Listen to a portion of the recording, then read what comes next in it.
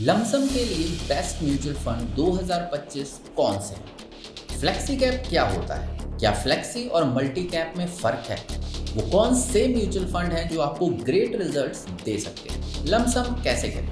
Mutual fund में investing का सही तरीका क्या है? म्यूचुअल फंड है क्या हम भी इन्वेस्ट कर सकते हैं? पैसा डूबेगा तो नहीं? अगर आप भी इन सवालों के जवाब ढूंढ रहे हैं तो वीडियो के लास्ट तक बने, क्योंकि आज हम आपको best mutual fund for lump sum बताने वाले हैं। दोस्तों, हर साल लोग अपनी जिंदगी में कुछ चेंजेस लाने के लिए अपने आप से वादा करते हैं, कुछ रेजोल्यूशंस लेते हैं। जैसे कोई बुरी आदतों को छोड़ने का वादा करता है, तो कोई फिट रहने का, डाइट पर ध्यान रखने का, तो वहीं कुछ लोग फाइनेंशियली स्ट्रांग बनने के लिए इन्वेस्टिंग और सेविंग का फैसला लेते हैं। But let me tell you कि सेविंग एक ऐसा प्रोसेस है जो डिसिप्लिन की मांग करता है, और अगर आप डिसिप्लिन हैं तो हाँ, आप भी फाइनेंशियली मजबूत बन सकते हैं। और इसके लिए कई रास्ते हैं, जिनमें से पहला है इन्वेस्टिंग। लास्ट कुछ टाइम से शेयर मार्केट का जो हाल है वो आपसे छुपा नहीं है। मार्केट क्रैश के बाद से ही रिकवरी बहुत धीरे धीरे हो रही है।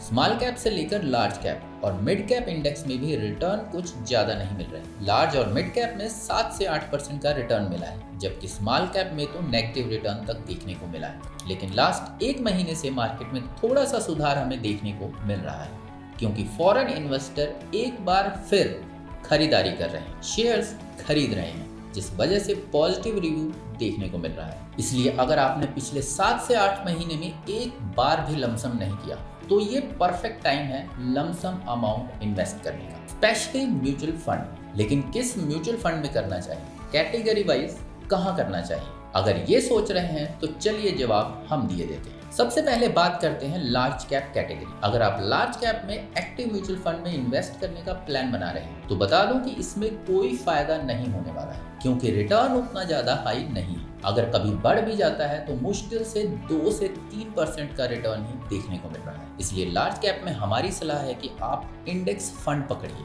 जैसे निफ्टी नेक्स्ट 50 या फिर निफ्टी 50 के इंडेक्स में इन्वेस्ट कर लीजिए। रिटर्न अच्छा मिलेगा और आप लमसम में सेटिस्फाई भी रहेंगे। फॉर एग्जाम्पल, आप यूटीआई निफ्टी 50 इंडेक्स फंड को ही देख लीजिए, जिसका ट्रैकिंग एवरेज एरर मिनिमम रहता है। एक साल में इसने 10% का रिटर्न दिया है, और अभी सिर्फ एक महीने में 6 से 7% का रिटर्न ऑलरेडी आ चुका है। और अगर 10 साल का आंकड़ा देखें तो 11 से 12.5% का रिटर्न एवरेज दिया है। और अभी तो पहले से ही मार्केट में इतनी गिरावट है, तो इस टाइम पर इसमें इन्वेस्ट करना प्रॉफिटेबल भी रहेगा, रिटर्न ज़्यादा मिलेगा। पर अगर मार्केट ऊपर पहुंचने के बाद आप इन्वेस्ट करते हैं, तो हो सकता है कि आपको रिटर्न आपके मन मुताबिक बिल्कुल ना मिले। इसलिए लार्ज कैप में निफ्टी 50 इंडेक्स फंड बेस्ट है फॉर इन्वेस्टमेंट। अब बात करते हैं मिड कैप कैटेगरी, जिसे लमसम के लिए बेस्ट माना जाता है। मिड कैप फंड बेसिकली ऐसे फंड होते हैं जो मीडियम साइज की कंपनी में इन्वेस्ट करते हैं, यानी ना तो ज्यादा बड़ी कंपनी में और ना ही ज्यादा छोटी। मिड कैप के लिए 2 बेस्ट म्यूचुअल फंड हैं, जिनमें पहले Motilal Oswal mid cap fund और दूसरा HDFC mid cap opportunity fund. यहाँ मोतीलाल ओसवाल को चुनने का सबसे बड़ा रीजन है कि ये ग्रोथ स्ट्रेटेजी को फॉलो कर रहा है और ये बेस्ट रिस्क फ्री रिटर्न्स भी बनाकर दे रहा है। वहीं एचडीएफसी के फंड की बात करें तो ये बेस्ट अल्फा जनरेटिंग फंड की लिस्ट में शामिल है। अगर आप स्टेबल इन्वेस्टर हैं तो एचडीएफसी म्यूचुअल फंड आपके लिए बेस्ट है, और थोड़े एग्रेसिव या कम स्टेबल हैं तो मोतीलाल ओसवाल आपके लिए सही रहेगा। दोनों के परफॉर्मेंस की बात करें तो पिछले 10 साल में मोतीलाल ओसवाल ने 19.30% का रिटर्न दिया है, जबकि लास्ट 5 साल में तकरीबन 40% का। वहीं एचडीएफसी ने पिछले 10 साल में 18.45% का रिटर्न बनाकर दिया है। और मोतीलाल के साथ अगर आप जाते हैं तो इसमें सिर्फ 500 रुपये से भी, जबकि एचडीएफसी में 100 रुपये से लमसम शुरू किया जा सकता है। लेकिन अगर आप थोड़े से रिस्क टेकर हैं, रिस्क लेना चाहते हैं मिड कैप और लार्ज कैप से भी ज्यादा, तो आपके लिए है स्मॉल कैप कैटेगरी, जिसकी अब हम बात करने वाले हैं। लेकिन स्मॉल कैप में भी हम कम रिस्क लेने वाले फंड की बात करेंगे, पर उससे भी पहले आप ये जान लीजिए कि स्मॉल कैप कैटेगरी है क्या। तो दोस्तों, स्मॉल कैप यानी ऐसे म्यूचुअल फंड जो अपने एसेट का कम से कम 65% स्मॉल कैप कंपनियों की इक्विटी से रिलेटेड सिक्योरिटीज में इन्वेस्ट करता है।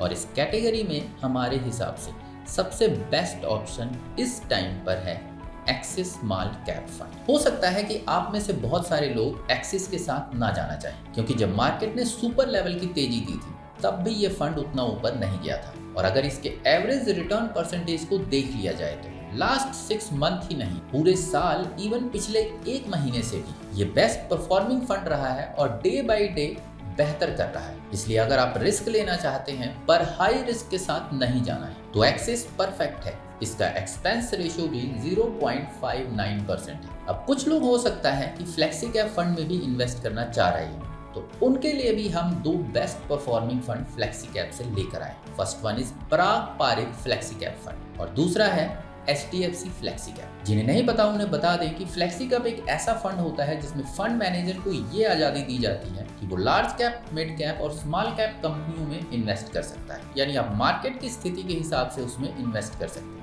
यहाँ पराग को सिलेक्ट करने का सबसे पहला कारण है कि ये लोएस्ट वॉलेटाइल फंड है और गुड रिस्क एडजस्टमेंट रिटर्न भी प्रोवाइड कर रहा है। और सबसे जरूरी बात कि ये फंड आपको इंडिया के अलावा US मार्केट की कंपनी में भी एक्सपोजर करने का मौका दे रहा है। कोर्स लास्ट 10 ईयर में ये बेस्ट फंड भी रहा है।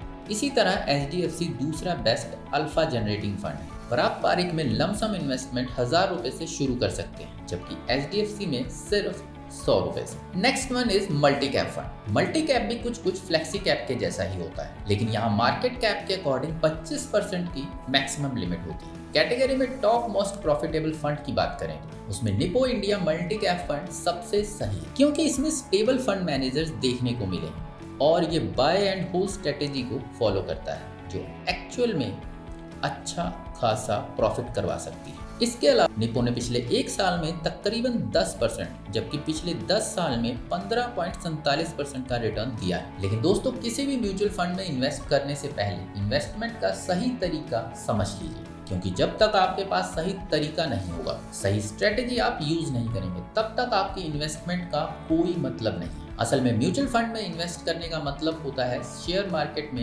इन्वेस्ट करना, लेकिन डायरेक्ट नहीं बल्कि इनडायरेक्ट वे। इसमें कई इन्वेस्टर्स के पैसे को इकट्ठा किया जाता है और अलग अलग कंपनीज में, फाइनेंशियल इंस्ट्रूमेंट्स में लगा दिया जाता है, जैसे कि शेयर्स हो गए, बॉन्ड्स हो गए या फिर मनी मार्केट, जहां से अच्छा खासा रिटर्न इन्वेस्टर्स को मिल सकता है। इसे एसेट मैनेजमेंट कंपनी मैनेज करती है और म्यूचुअल फंड में रिस्क भी बाकियों के कंपैरिजन में थोड़ा कम होता है, क्योंकि यहाँ पैसा कई जगह पर इन्वेस्ट किया जाता है। इसलिए एक जगह से अगर प्रॉफिट नहीं भी आया तो दूसरी जगह से तो मिल ही जाता है। और बेस्ट पार्ट इज कि इन्वेस्टिंग सिर्फ 500 रुपए, इवन कई में तो इससे भी कम से शुरू कर सकते हैं। इसलिए छोटे इन्वेस्टर्स के लिए भी परफेक्ट है और यही रीजन है कि लोग म्यूचुअल फंड में इन्वेस्ट करना चाहते हैं, लमसम करना चाहते हैं, सिप करना चाहते हैं। लेकिन इसके लिए कुछ स्ट्रेटेजीज को अगर फॉलो कर लिया जाए तो और बेहतर हो सकता है। जैसे आप डायरेक्ट AMC के ऑफिस में जाके उनके ऑनलाइन पोर्टल से इन्वेस्ट कर सकते हैं। यहाँ आपको KYC डॉक्यूमेंट ऑफिस में ऑफलाइन या ऑनलाइन जमा करने होंगे। आप AMC से सीधा प्लान भी खरीद सकते हैं। और पहली बार इन्वेस्ट कर रहे हैं तो